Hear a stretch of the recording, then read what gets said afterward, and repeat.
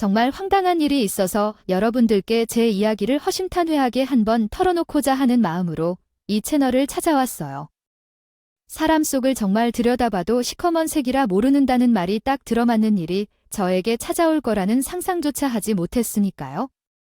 결국에는 모든 것이 밝혀지고 다들 제자리로 돌아가 각자의 삶을 살아가게 되었지만 가는 저를 원망할 수도 있을 거란 생각을 버릴 수가 없네요. 결과적으로 따지면 제가 한나름의 복수는 다수가 행복해지는 일이긴 했지만 또 어떤 인간에게는 다른 복수를 낳게 되는 일이 되었을지도 모르겠어요.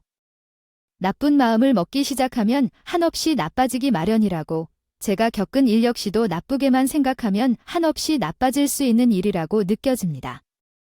각설하고 지금부터 제 이야기를 아주 빠르게 한번 술술 풀어놓겠습니다. 그러니 끝까지 잘 따라와 주시면 감사하겠습니다. 정말 진절머리가 나는 상황이라는 것을 생각은 못했는데 우리 시어머니는 말입니다. 꼭 서운한 이야기를 제게 하는 것이 아니라 사람들 앞에서 줄줄 풀어놓는 사람이었어요.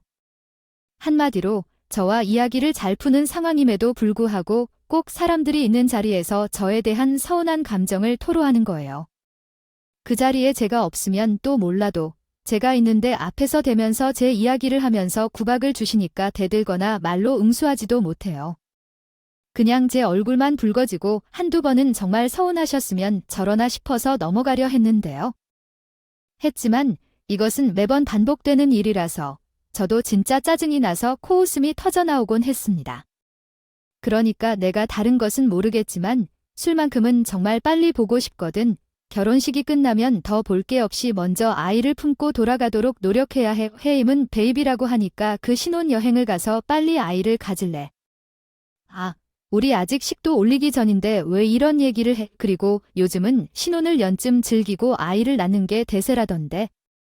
우리 대출금도 갚아야 하고 내가 임신하고 육아휴직을 하면 버거운 일일 텐데 당연히 우리 상황을 고려해서 결정해야 하지 않을까? 사람은 다 적응하는 동물이라고 하잖아. 돈이 없으면 없는 대로 살아야 해. 다 갚는 거야?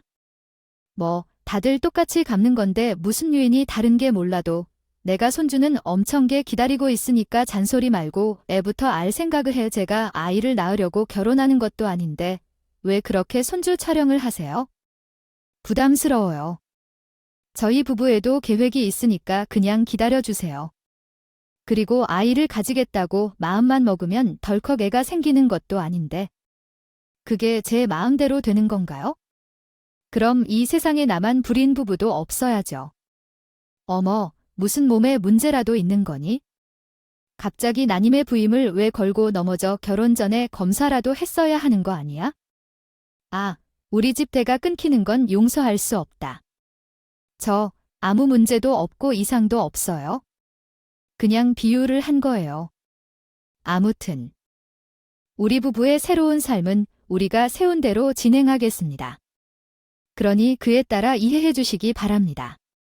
그리고 어머님, 우리가 아이를 낳는다고 해서 어머님께서 시간을 들여 돌봐주실 것인지 아니면 쿠브라 말은 너무 무책임한 것 같습니다. 결혼 전부터 이렇게 고집을 피우며 시어머니 태를 바라보고 대답을 하는데 결혼한 뒤는 어떨지 너무 뻔히 보입니다.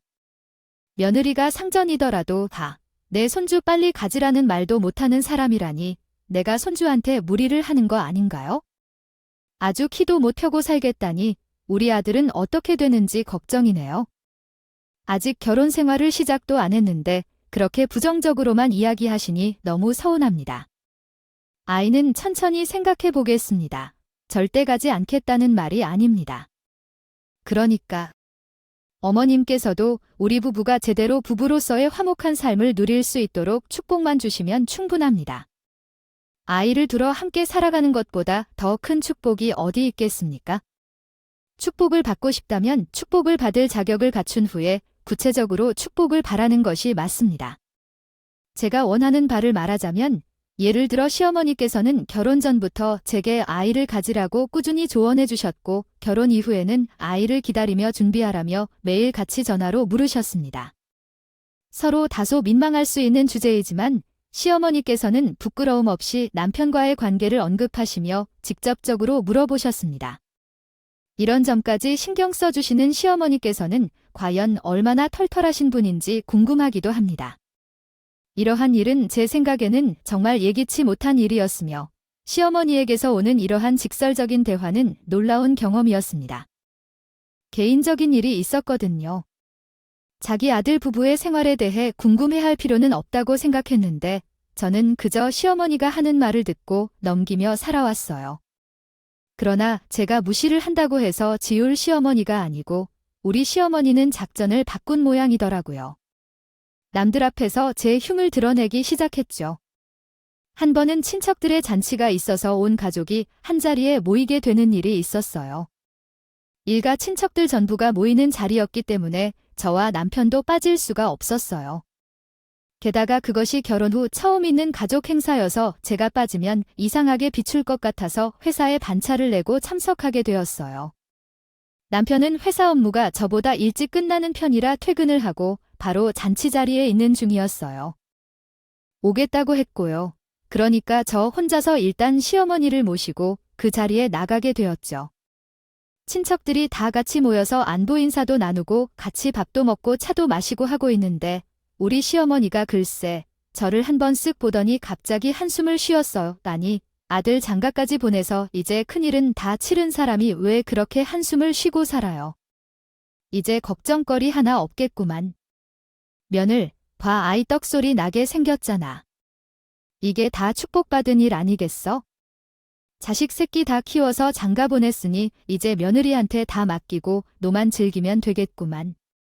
휴, 내 소원이 말이야.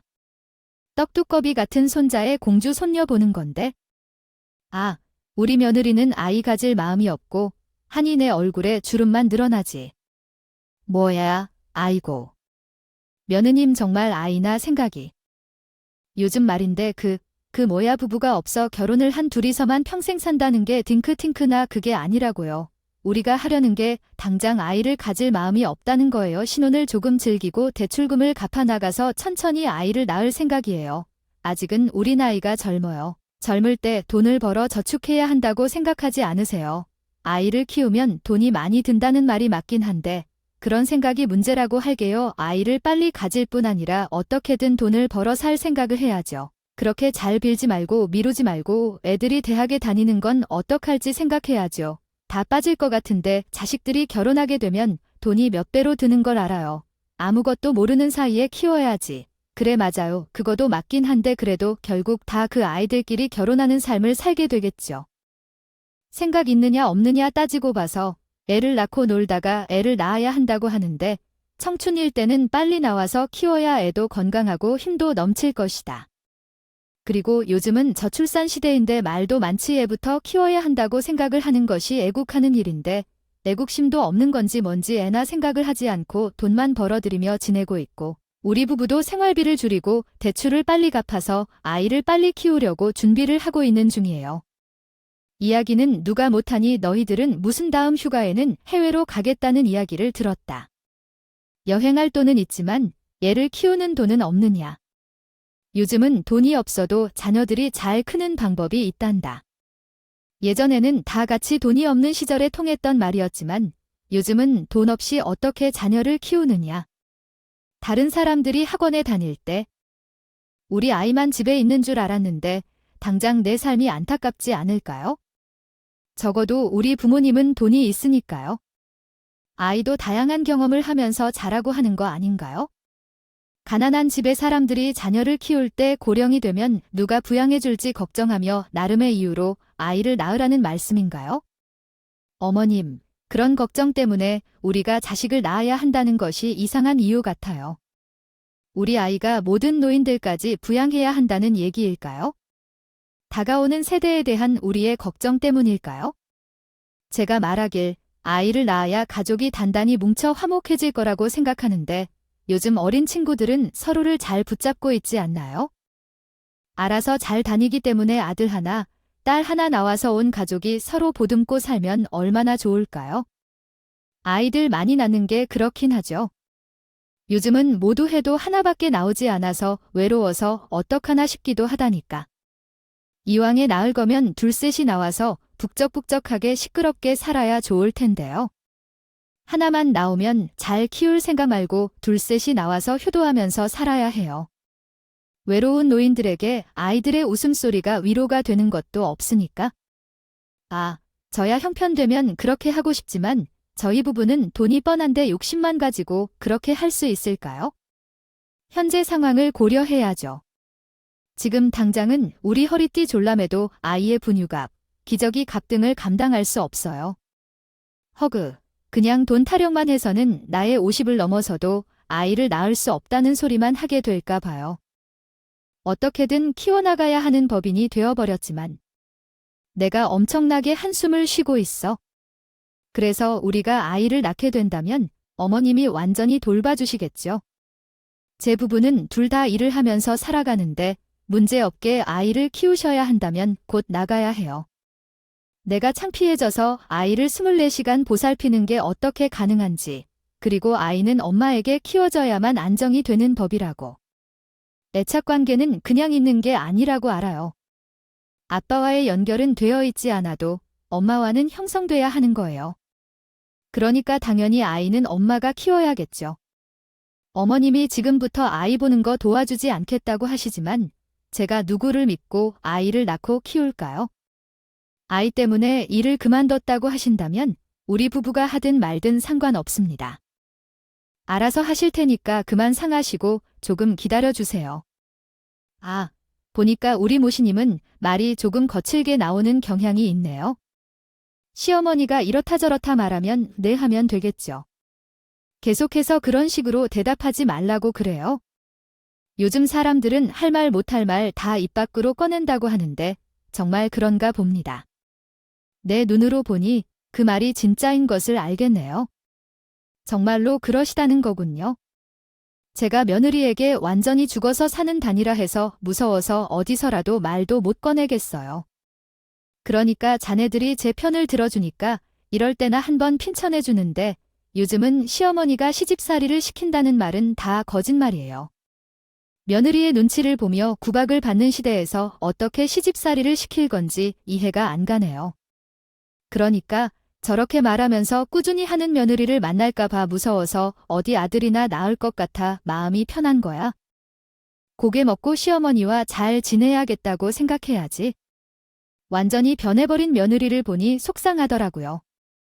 저한테 말 대꾸하면서 대놓고 구박하고 핀잔을 주는데 거기서 얼마나 수치심을 느꼈는지 몰라요. 친척들이 모두 눈을 뾰족하게 떴고 손가락질을 받는 기분을 느꼈어요. 그 상황에서 박차고 나오고 싶었지만 그 순간에 나가봐야 자존심만 더 상할 것 같죠.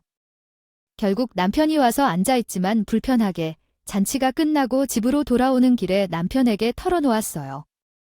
아이는 뭐야, 나 혼자 간다고.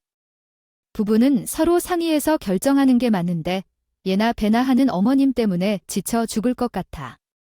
친척들 앞에서 고의로 뭘 하라고 하는데 얼마나 괴롭게 했는지 정말 싫었어요.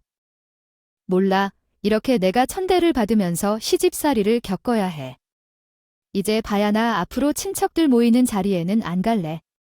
어머님도 솔직히 며느리의 소중함을 좀 아셔야 해. 이제 사람들 앞에서 나에게 면박 주는 재미라도 들리셨나요?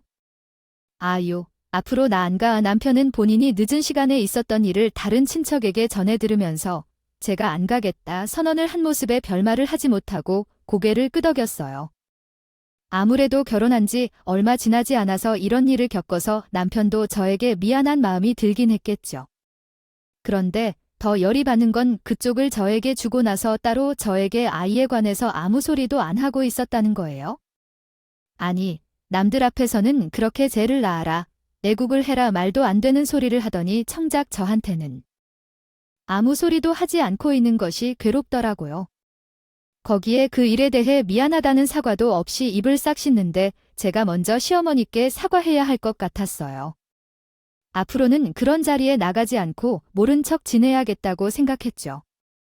그런 일이 있고 몇 달 후에 큰 집에서 제사가 있는 날에 아무렇지 않게 연락을 해서 장소와 시간을 알려주더라고요. 전당연히 남편도 안 갈 거라고 말했었고 시어머니는 다른 친척들 앞에서 개쪽을 줄 거라는 생각을 해서 핑계를 대고 안 가겠다고 했어요. 그러자 시어머니는 갑자기 본색을 드러내거나 지금 야근 중이신지 물어봤어요. 정말 하늘이 놀라고 땅이 뒤집힐 일이다. 아이, 어떻게 시댁 어르신의 제사가 있는데 야근 때문에 못 온다는 소리를 하고 있어? 조상님을 잘 모셔야 할 텐데 떡두꺼비 같은 아들도 낳고 천사 같은 딸도 낳는 법이다. 잔소리 말고 제사에 참석할 생각을 해야 해. 어머님, 당연히 회사 일이 먼저겠지만 조상님이 제사 지낸다고 저한테 월급이라도 던져줄 거예요? 아니면 어머님이 저한테 월급을 주실 거예요? 돈을 벌어야 대출금을 빨리 갚고 어머님이 손주를 키우고 싶어 하시잖아요. 저는 약이 있어서 제사에 절대로 못 갈 거예요. 그 놈의 돈 타령은 정말 지겨워 죽겠어요. 결혼은 너희들이 조상님께 해야 할 거니까 왜 나한테 돈을 달라고 그렇게 말하는 거야? 돈 귀신이라도 붙었나? 정말 너희들이 그런 마음을 가지고 조상님들께 잘해야 생각이 안 들면 해도 안 생기는 일이야. 나중에 정작가 아이를 낳고 싶을 때 애가 안 들었으면 어떻게 해야 하는 것인지 그래요? 미리미리 조상님께 덕을 쌓아서 어떤 일이 일어날지 모르는 이 험한 세상을 살아가는데 도움이 되길 바라야죠. 아, 조상님께 제사 지내서 덕을 쌓고 제 인생이 도움이 된다면 어머님은 왜 그동안로도 안 되셨을까요? 진기의 부를 축적했다면 저도 애가 나왔을 텐데요. 조상님께서 알아서 학원도 보내주시고 대학도 보내주시고 시집장가도 보내주실 텐데요. 이거 말끝마다 대답하는 것이 아주 지겨워 죽겠어요. 너희가 그런 고한 신을 가지고 있어서 애가 안 생기는 거라고가 생기지 않는 게 아니라 안 가지고 있는 거라고요. 지금 당장 아이를 낳을 마음이 없다고 그렇게 말씀드렸는데 왜 어머님은 듣고 싶은 대로만 들으세요? 저출산 시대예요. 애국자가 되는 법은 얼마나 쉬울까? 한 아이라도 낳으면 지금 세상에서는 애국자로 대접받는다. 나는 내게 무엇을 바라고 있을까? 결혼하고 집안일을 맡겼으면 당연히 아이도 낳아야 하는 법이지. 이것은 기본이야. 왜 말을 듣지 않는 거야? 아이를 낳는다고 해서 국가에서 애국자로 지정을 받는다고 하니? 어머니, 우리 부부도 몇 년씩 계획이 있어요. 그리고 남편에게 왜 아무 말도 안 하시는 건데요? 며느리가 만만해서 제게만 잔소리를 하는 거 아닌가요? 남편에게도 똑같이 한번 해보세요. 우리 아들은 분명 내처럼 자식을 낳기를 기다리고 있을 거예요. 굳이 우리 아들 속을 내가 왜 뒤집어 놓겠어요? 아이가 늦게 나온다고 한 말에 동의한 건 남편이에요. 우리는 같은 마음을 가지고 있다고요. 그러니까 제발요. 손주 이야기는 이제 그만해주세요. 우리 아들이 대부분 이기고 어쩔 수 없이 그렇다고 해야죠.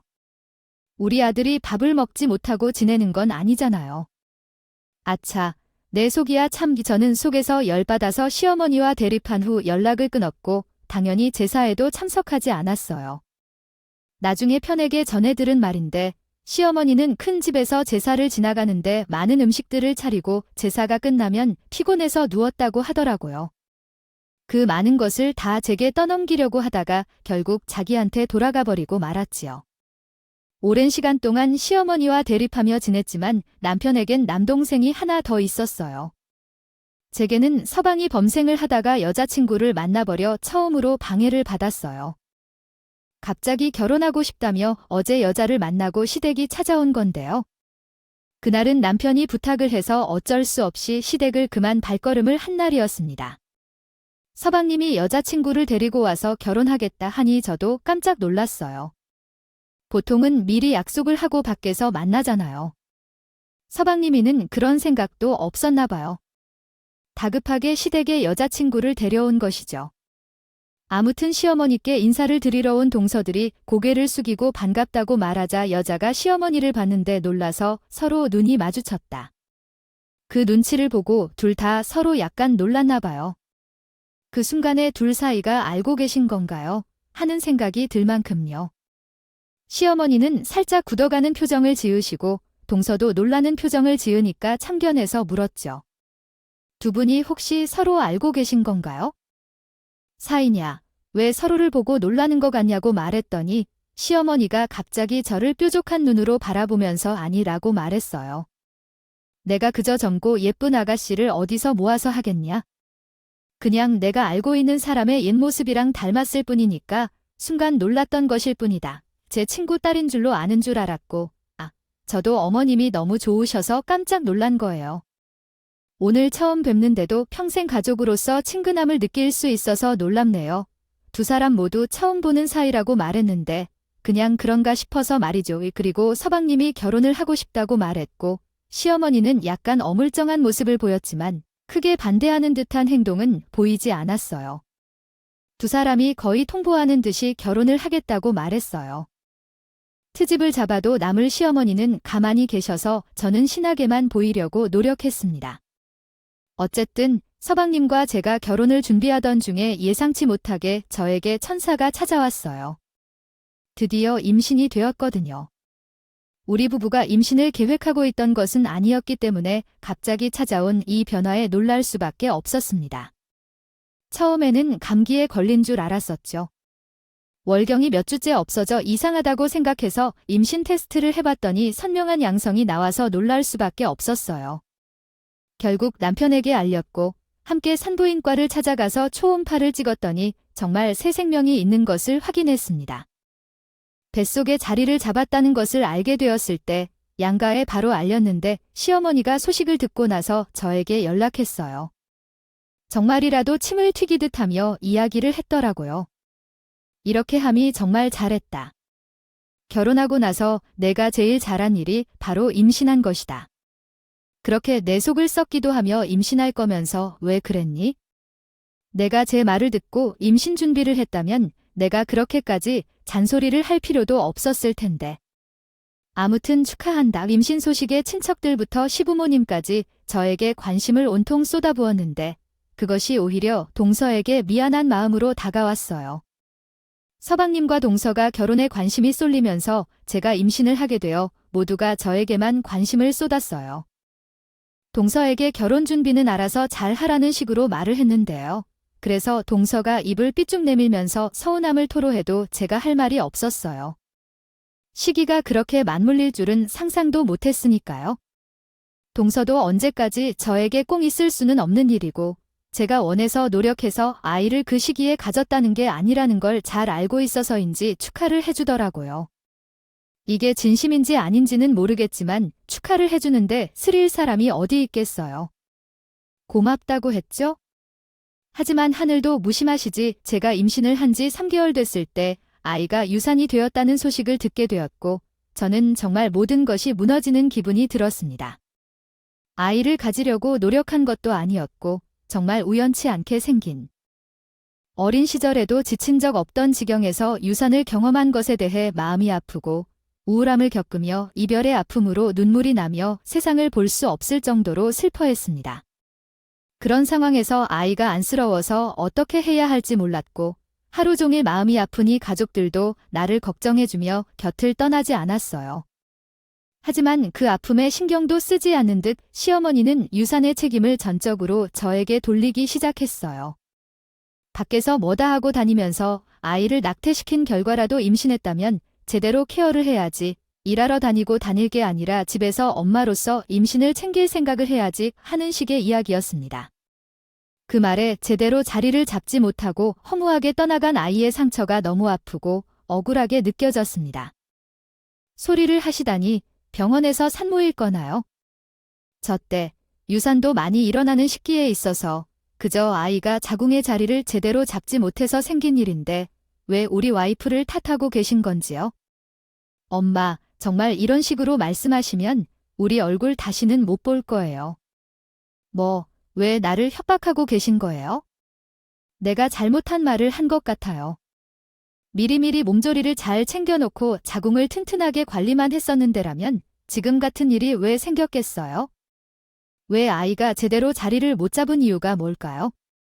어머님, 너무 화내지 마세요. 혈압까지 올라가면 어쩌려고 그렇게 화를 내시나요?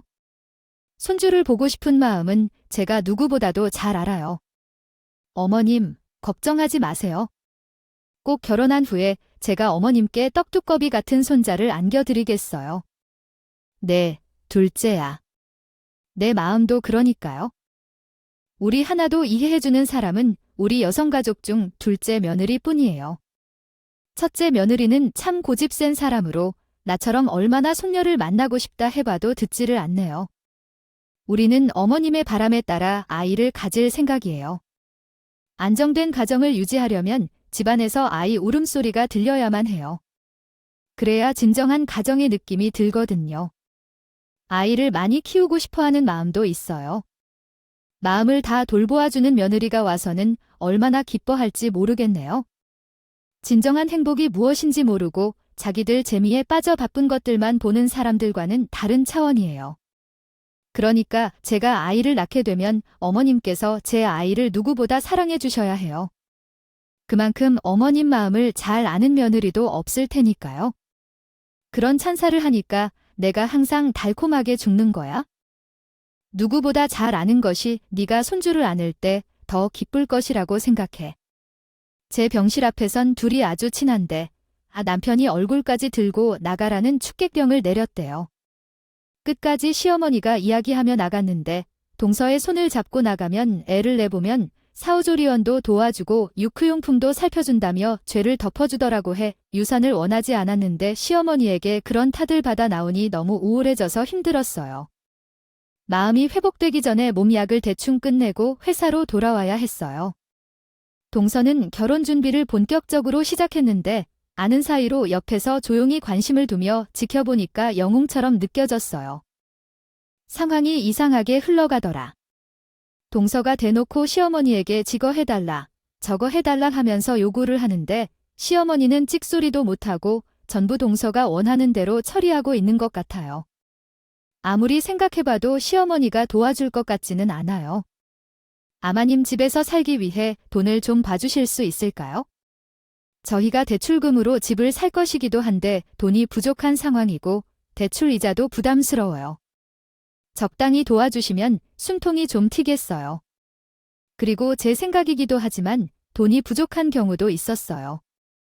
어머님, 냉장고와 TV를 최신형으로 하나씩 주셨으면 좋겠어요. 남편이 TV를 좋아해서요. 이번 기회에 조금 큰 사이즈를 고르실 수 있으면 좋겠어요. 그리고 동서는 시어머니의 눈치를 따르겠지만요. 보이지 않는지 모델인지 대놓고 품을 보면서 시어머니께 해달라고 말을 하는데 옆에서 보고 있는 제가 다 기가 막히더라고요. 그런데 더 웃긴 건 시어머니가 정말로 가지고 있던 접근까지 탈탈 털어서 다 해주고 있는 것이네요. 접근까지 깰 줄은 상상도 못했죠. 오죽하면 옆에서 지켜보고 있던 시아버지가 시어머니께 한 소리를 다 하셨다니. 아이 뭘 그렇게 하나하나 다 해주고 있어. 당신 나중에 노후 자금을 쓰겠다던 적금까지 깨서 애들 집사내도 보해줄 일이 뭐가 있다고 결혼을 하겠다다는 놈들이 지들이 할 생각은 하나도 안 하고 가정까지 사달라는 게 말이 돼. 걔네는 솔직히 받아먹기만 하는데. 아이 애들이 모아둔 돈이 많지 않은가 봐요. 그래도 둘째 며느리가 저를 얼마나 알뜰살뜰하게 살펴요. 누구랑도 다르게 아무튼 그냥 좋은 게 좋은 거라고 말해줘요. 시어머니는 저에게 나를 세웠던 것과는 완전히 다르게 동서의 편을 들면서 하나하나 다 해주기 시작했고 저는 그 모습을 보면서 불만이 가득 생기게 되었어요. 제가 남편과 결혼할 때 돈이 없다고 해서 아무것도 해주지 않으셨거나 시어머니가 하나하나 해주다 끼고 있는 건지 뭔지 저에게 그러더라고요. 그래도 너희가 맞지만 둘째로 결혼할 때 전이라도 하나는 해줘야 하는 게 아니냐. 아이야 어떻게 동생이 결혼했을 때 아무것도 안 해주고 손을 놓고 있니? 결혼은 원래 기브 앤드 테일. 오늘만큼 주기도 돌려주는 거고 서방님은 우리가 결혼했을 때 아무것도 해주신 게요. 내가 돈이 없어서 그런다 돈이 없어서 그렇다. 내가 이번엔 무슨 공기청정기를 놔달라고 하는데 이번에는 어떤 공기청정기를 달라고 하나요? 그건 뭐가 그리 비싸니 그러지 말고 그게 왜 그리 비싸다고 그러는 거죠? 너 내가 결혼 선물로 하나 해줘라 너. 내가 결혼 선물로 하나 해줘. 저는 당연히 거절을 했는데 저는 당연히 거절했지만 시어머니가 도대체 동서에게 무슨 잘못이라도 도대체 동서한테 무슨 잘못을 한 건데 아주 저희 쩔쩔매는 게 이상하게 느껴졌어요. 서방님의 결혼식이 얼마 남지 않은 시기에 어느 날 시어머니가 느껴졌어요. 서방님 결혼식이 얼마 남지 않은 시기에 어느 날 시어머니가 저에게 돈 2천만 원 있냐고 물어보더라고요. 있어도 없다고 말해야 저에게 2천만 원이 있냐고 물어보더라고요. 있어도 없다고 말해야 할 것 같은 직감이 강하게 들어서 고개를 절레절레 흔들면서 그렇게 큰 돈은 없다고 했어요. 할 것 같은 직감이 강해서 고개를 절레절레 흔들며 그렇게 큰 돈은 없다고 했어요. 아유, 돈 2천만 원 있었으면 저희 집 대출 갚는데 썼을 거예요. 다유. 2천만 원 있었으면 저희 집 대출 갚는데 썼을 거예요. 그런데 갑자기 그렇게 큰 돈이 왜 필요하세요? 그런데 갑자기 그렇게 큰 돈이 왜 필요한 거죠? 글쎄 둘째, 내가 결혼 선물로 차을 글쎄. 둘째로, 내가 결혼 선물로 차를. 선물을 받아달라고 해서 뭐 그러냐 아이. 중고차는 괜찮은 걸 알아봤는데 2천만 원이 더 필요하겠더라고요. 차를 주신다 하더라고요. 서방님이 내가 너무 염치 없는 거 아닌가요? 아니 그런 직업도 아니고 집이 부자도 아닌데 어떻게 어머님께 차를 사줄래라고 말할 수 있어요? 그걸 해주시면 안 될 거예요. 아이, 그 차가 낡았다고 하자니 너와는 다르게 동서는 바로 잡잖아. 아이도 낳는다고 하는데 자가 위험해서 안 될 것 같다고 하더라고. 아, 어떻게 내가 그럼 차를 해줘야 하냐. 보통 그런 건 안 들으니까 차를 살 일은 없어져. 아직 아이를 가진 것도 아닌데 너무 후함을 베풀고 계시는 거 아니에요? 솔직히 오버한 것 같아요. 그리고 우리 돈이 없어요. 돈 있었으면 대출 처리를 했을 거예요. 저희도 요즘 등골암을 받고 있어요. 힘들어요. 아시겠죠? 저한테 돈은 딱딱히 틀리지 않는다는 생각에 불편해요. 시어머니도 결혼 준비를 돕는다고 있는 돈 없는 돈 다 퍼주는 태도 때문에 빈털털이 되었어요. 어떡하죠? 결국 동생이 그렇게 노래를 부르던 차는 사주지 못한 채로 결혼을 했습니다. 그러나 동생은 그동안 받았던 것들을 고마워하지도 않고 결혼 후 차를 선물 받지 못한 것을 자꾸 얘기를 해요. 제발, 동생이 그런 얘기를 할 때마다 입을 다물고 속으로 화를 참는 건 아닌지 생각했어요. 동생아, 그 차를 맡긴 적도 없는데 자꾸 차 타령을 하면서 우리 결혼할 때 시댁이 도와주지 않았다는 말 하잖아요. 전도예요. 어머니께서 해주신 거 아닌가요? 자꾸 욕심 부리고 원하고 그러시면 어머니께 형님, 지금 아무것도 못 받았는데 제가 혼자 받았다고 질투하시는 거요? 요즘은 결혼할 때 이 정도는 모두 받는다던데 어느 집에서 이 정도로 살림살이를 챙겨주시는지. 동서가 사자 직업을 가지고 있지 않은데 말이에요. 적당히 해야죠. 우리 형님 정말 무서우세요. 저한테 시라도 시키시는 거요? 사자 직업을 가지고 있는 게 문제가 아니라 어머니가 그냥 예쁘다고 해주시는 건데 그렇게 말하면서 시어머니 뒤에 숨는 건 아주 이해가 안 가요. 머리통을 꼭 쥐어받고 싶다니까요. 시댁에서 그러시면서 저도 많이 고민했었는데 제가 한번 유산을 해서 그런 걸까요? 아이를 낳거나 키우는 것에 대한 염려와 노력이 있습니다. 처음 아이가 떠나서 심적으로 힘들었으며 그 후 둘째 아이를 가지고 싶다는 열망을 가진 것에 대해 말씀하셨습니다.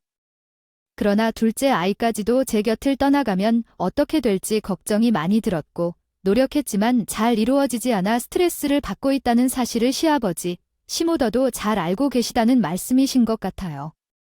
어느 날 시어머니께서 아이를 언제 가질지 묻는 말에 아이를 낳기를 원한다는 내 마음을 이야기했고 그 이후로 시아버지께서는 스트레스를 받지 말라고 조언해 주셨다는 이야기인 것으로 이해했습니다. 그때도 눈치 없이 동세가 끼어들었죠. 혹시 애 낳는 것도 순서가 있어야 해요. 아, 저는 빨리 아이를 낳고 키우고 싶은데 형님이 아이를 가질 생각이 없으니 제가 눈치가 보여서 말이에요. 그 말에 순식간에 분위기가 셋씩 올라갔죠.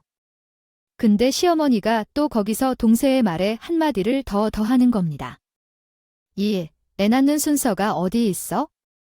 나도 빨리 손주를 만나고 싶은 마음이 굴뚝 같구나.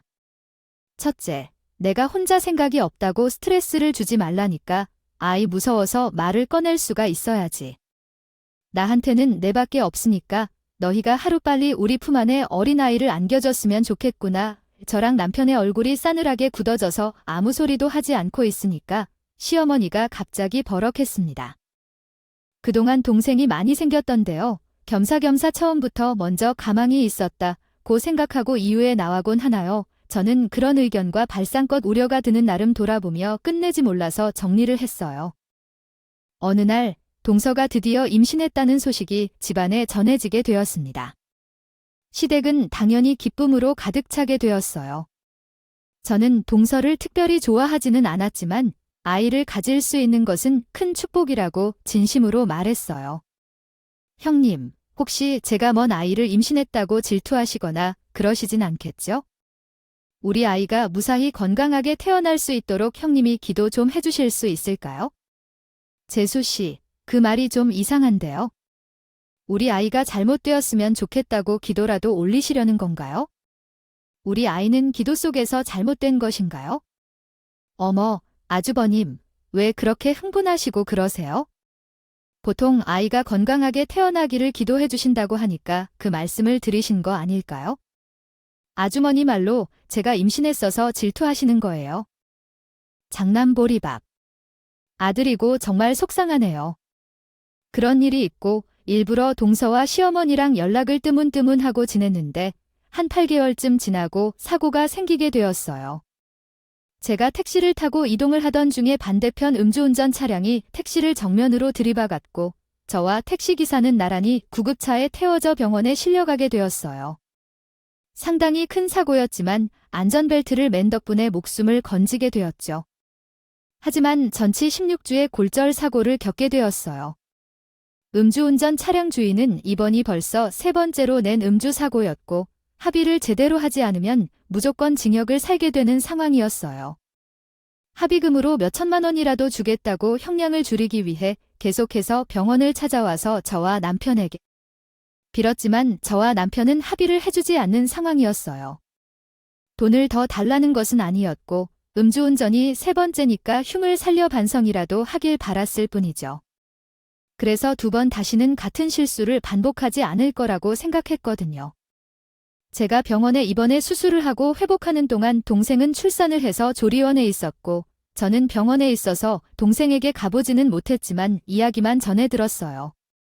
제가 수술과 치료를 마치고 퇴원을 할 때 짐이 다 돼요.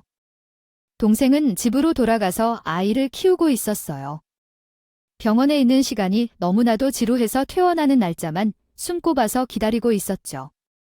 퇴원을 며칠 남기지 않은 어느 날 시어머니가 병원에 찾아오더니 저에게 합의금이 보험 진단 금액은 얼마를 받았는지 물어보셨다고요.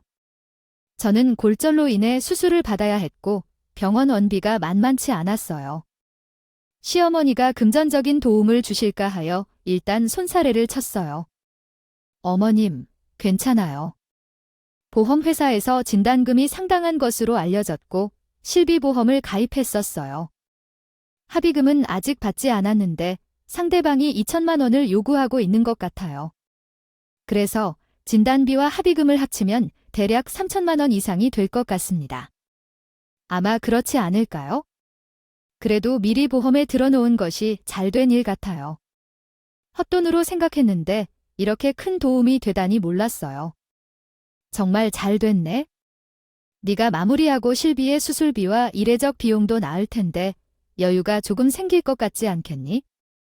그러니까 그 보험금이랑 합의금을 받는 게 좋겠다고 생각해요. 건 나에게 좀 주세요. 앞으로 재물 치료가 필요할 수도 있고 계속 통원 치료도 해야 하는데 어떻게 어머님에게 받아야 하는지 모르겠어요. 아이, 글쎄, 둘째, 내가 아이를 낳지 않았겠지요. 지금 타고 다니는 차가 너무 낡아서 아이를 데우고 다니기가 부담스럽다고 해요. 내가 봐도 위험해 보여서 말이죠. 아이, 원래 결혼할 때 사줄 것을 약속했던 그 제네시스를 이번에 뽑아줄까 싶은데 돈이 있는지 뭐가 있는지 모르겠어요. 그런데 때마침 너도 사고를 당한 것 같잖아. 그래서 지금 제 보험금과 합의금으로 동서한테 고급 세단을 사주시려고 하는 거예요. 어머님, 아무리 그래도 이건 아닌 거 아니죠? 뭐가 아니라는 거예요? 너도 둘째 내 결혼할 때 해준 거 하나 없잖아. 아, 너 대신해서 떡두꺼비 같은 손주도 나와줬는데 이 정도는 당연히 받아야죠. 나는 분명히 말했다. 대가 있어야 한다는 건 너희에게도 책임 있는 일이야. 어차피 부담은 한시름 들었으니까 그 돈 전부 다 내놔. 너 지금 이렇게 아파서 더 애를 못 낼 텐데 우리 집안에 도움이 되고 싶다면 돈을 바쳐야지. 정말 어머니의 사고방식에 놀라지만 너무 떨리네. 아직 퇴원도 못한 사람에게 그 돈을 내놓으라는 말을 하고 싶어요. 어머님이 입원했다고 고생했다고 병원비라도 못 해주실까봐 걱정돼서 손살에 치며 보험금 이야기 꺼냈어요. 엄마야, 내가 너무 예쁘지 않다고 해서 퇴원비를 내주니 내가 다친 게 오히려 다행이라는 생각이 들었어. 우리 아들이나 둘째가 다친다면 큰일 날 뻔했잖아. 제발 어머니, 너무 서운하게 이러지 말아주세요. 하시는 내용을 요약하면 한 사람이 돈을 달라고 하는 사람은 어머니뿐이며 어머니가 동서에게 돈을 주는 이유에 대해 의심을 품고 있습니다. 또한 어머니가 돈을 쓰면서 분노를 표현하는 것을 보고 속이 시커먼색이라고 생각하고 있습니다. 그리고 돈을 받아 상대방에게 합의금을 주고 치료비를 받았다는 말이 있습니다. 시어머니가 우리 집에 방문하자마자 보약이라도 한 잔 지어 먹자며 제게 한의원에 좀 가자고 하더라고요. 시어머니는 갑자기 끌고 가서 영어도 모르고 갔는데 아이고, 글쎄요. 한의원이 아니라 중고차 판매점 앞에 데려다 놓았어요. 거기에는 이미 도착한 동서가 코노래를 부르며 중고차를 구경하고 있더라고요. 기가 막혔어요. 지금 환자가 회복하기도 바쁜데 여기까지 끌고 오시는 건 뭘 하실 거예요? 너 돈이 다 입금됐다는 소식을 들었다. 그걸로 출산한 둘째에게 선물로 차나 한 대 사주라고. 아, 내가 일부러 신차를 사면 부담될까 봐 중고차를 사자고 했어. 그래서 돈으로 고급 세단을 살 때 부족함 없을 거야? 감사해요. 저는 기가 막혀서 화장실에 갔다 올 거라고 남편에게 말하고 올게요. 전화로 지금 일어나고 있는 모든 일을 설명했어요. 당연히 남편은 난리가 났고 빨리 도망치라고 하더라고요. 그래서 살금살금 화장실 밖으로 나가서 도망치려고 하는데 순간 기둥 뒤에 가려진 시어머니와 동서가 보이더라고요. 둘 다 표정이 요상한 것처럼 심각한 이야기를 나누고 있는 것 같았어요. 직감적으로 그냥 넘어가면 안 된다는 것을 느끼고 나도 기둥 뒤에 숨어서 동서와 시어머니의 이야기를 들었어요. 아, 그러니까 차만 딱 사주면 그 자료들은 나한테 싹 넘기고 모르는 척 앞으로 영원히 비밀로 묻어버리는 거야, 알았죠? 당연하죠. 제가 언제 한 방으로 끝내버리는 걸 보셨죠? 제가 차만 받으면 탁 모든 것들을 다 드리고 끝내요. 제 차 트렁크에 다 넣어주면 됩니다. 놓았어요. 역시 무언가가 있었구나 라고 생각하며 못 들은 척을 하고 작전을 바꾸어 차를 구경해보자고 동서에게 제안했어요. 동서는 당연히 신이 나서 그렇게 하자고 했고 저는 일단 동서 차 견적도 봐야 하니까 동서 차를 가보자고 꼬셨어요. 돌아가는 길에 동서 차 앞에 도착해서 내부도 보고 싶으니 차문을 열어주라고 했더니 의심 없이 잘 열어주더라고요. 운전석으로 가서 트렁크 문을 열어보니 서류 봉투가 하나 들어있었어요. 이거다 싶은 마음에 서류 봉투를 집어들었고 동서에게 아 형님, 지금 뭐 하시는 거예요? 그거 제 것이에요. 내려놓으세요.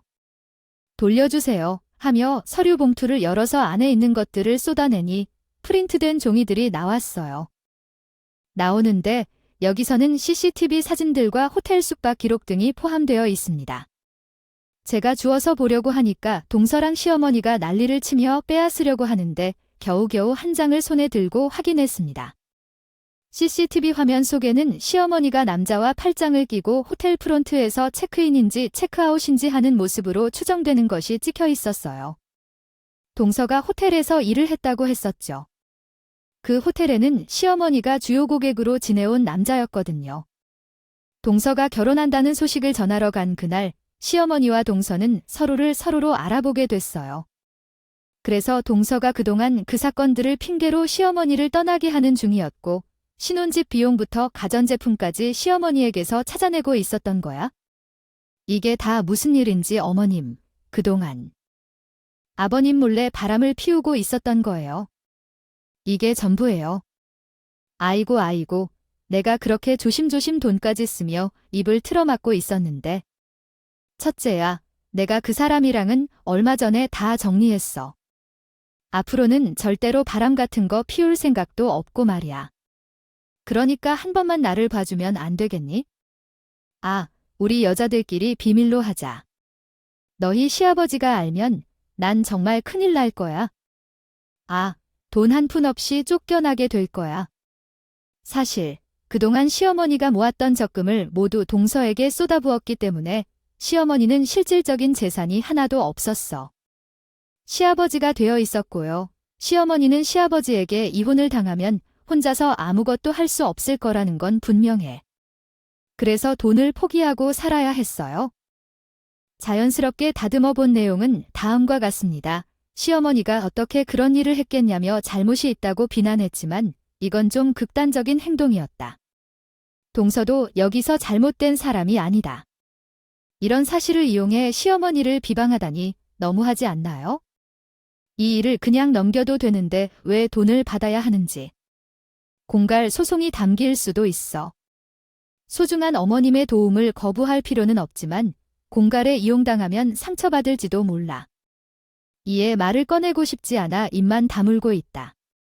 사실 한 가정의 평화를 위해 묻어야 할까 고민했지만 시아버지를 생각하면 안 되겠다 싶어서 남편에게 말했다. 남편은 시아버지에게 이야기했고 당연히 난색을 표하는 시아버지에게 빠른 조치가 필요하다고 말했다. 이혼을 하자고 난리를 치셨습니다. 시어머니는 절대로 이혼을 못한다고 뻐기다가 소송을 당하고 돈 한 푼 못 받고 쫓겨나게 되었습니다. 그것으로 끝나지 않고 동서에서도 시아버지가 윤락인을 보기 싫다며 그런 이유로 해코지를 하며 너도 잘한 건 없다고 화를 내셨습니다. 어른을 감히 농락하여 유분수지 어린 것처럼 돈을 갈취했다며 협박을 받았다며 너희가 그동안 가지고 있는 것들 전부 내놓으라. 집을 팔아 돈으로 빚을 다 갚지 않으면 이혼하라. 그딴 것을 며느리로 두고 있느니 수치스러워라고 하시는군요. 이러한 일이 있어서 우리 아이도 수치스러워하고 마당에서는 어떻게 이혼을 할 건가요? 동서 씨는 빌어도 빌지만 시아버지는 그냥 넘어가지 않고 모든 재산을 내놓으라고 했습니다. 결국 집까지 모두 시아버지에게 넘기고 동서 씨는 순종해야 했습니다. 단칸방에 살게 된다고 했지만요. 그 재산으로 우리 집 대출을 상환하는데 아버지께서 도와주셨고 이제 마음 편하게 임신을 준비하며 살고 있습니다. 삶은 이런 일도 다 겪게 만드는 법이죠. 인과응보라는 말을 제가 겪게 될 줄도 몰랐어요. 시어머니가 제게 이 정도까지 해주지 않았다면 다른 방법으로 도와드릴 수도 있었을 텐데 안타까울 따름입니다. 시어머니께서는 남은 인생에서 자신이 저지른 행동의 대가를 치르시길 바라는 저의 소원입니다. 언제, 어떻게 다시 우리 앞에 나타나서 또 제게 곤란을 주게 될지는 알 수 없지만 제 마음은 단단히 굳혀두었습니다. 제가 웃지 못할 이야기를 끝까지 들어주셔서 정말 감사합니다.